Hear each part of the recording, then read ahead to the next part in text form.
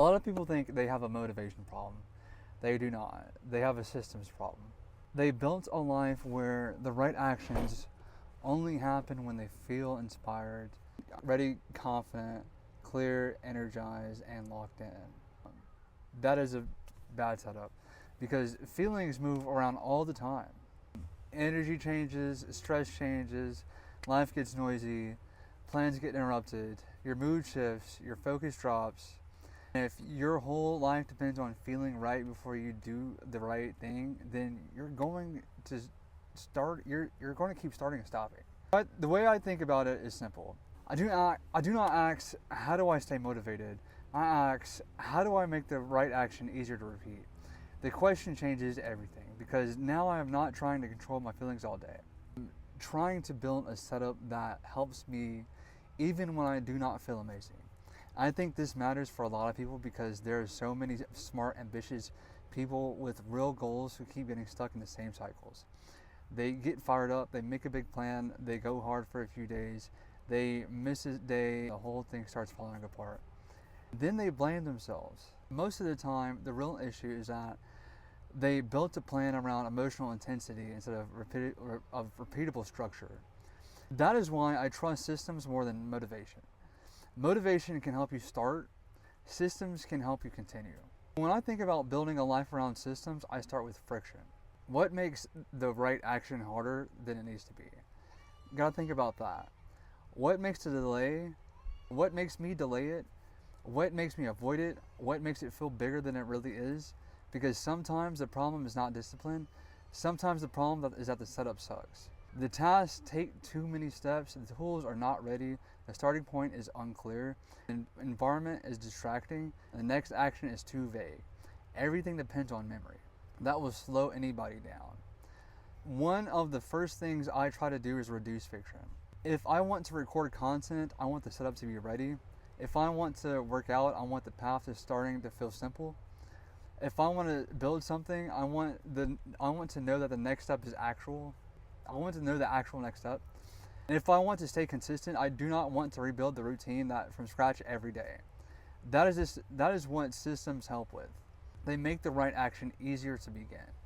When I think about visibility, can I actually see what I need to do? Can I see the project, the next step, the habit, the cue, the target? Because hidden things get ignored. If your goals live in your head and nowhere else, you're making life harder than it needs to be. Systems make actions visible. They pull important things out of your mind and put them somewhere where you can see, track, and respond to. After that, I think about lowering the starting point. That helps a lot. People make the daily actions way too heavy. They turn one workout into a full transformation plan, one video into an entire media empire, one app into 20 features, one reset into a whole new life. That creates pressure fast. Pressure kills consistency. A system needs an easy starting point. Something you can do on a very low energy day. Something that keeps the chain alive. Something that says we are still moving. Because once you lower the barrier to entry, you will restart faster. You'll stay in motion more often. Then I think about triggers. What makes this action happen? What time, what event, what sequence, what part of day? Because if the action just lives in the category of something later, it will usually get pushed around. Systems connect actions to real moments. After coffee, I do this. After workout, I do this. After work, I do this. When task finishes, I start the next one. At this time, I review this. On this day, I record this. That gives the action a home. When actions have a home, they happen more often. Then I think about tracking, not in some obsessive way, just enough to know that if I'm actually doing what I said matters. Because people can feel busy and still not move. Tracking helps cut through that. It shows whether the system is working, whether the action is happening, whether the plan is real, whether something needs to change. It keeps things honest. Another big one for me is getting things out of memory. Memory is weak for this kind of stuff. You will forget, you will get distracted, you will think you will remember later on, then you will not. When I build systems, I try to I try to stop depending on memory for important repeated actions. That could mean notes, checklists, boards, calendars, templates, workflows, anything that holds a structure outside of my head.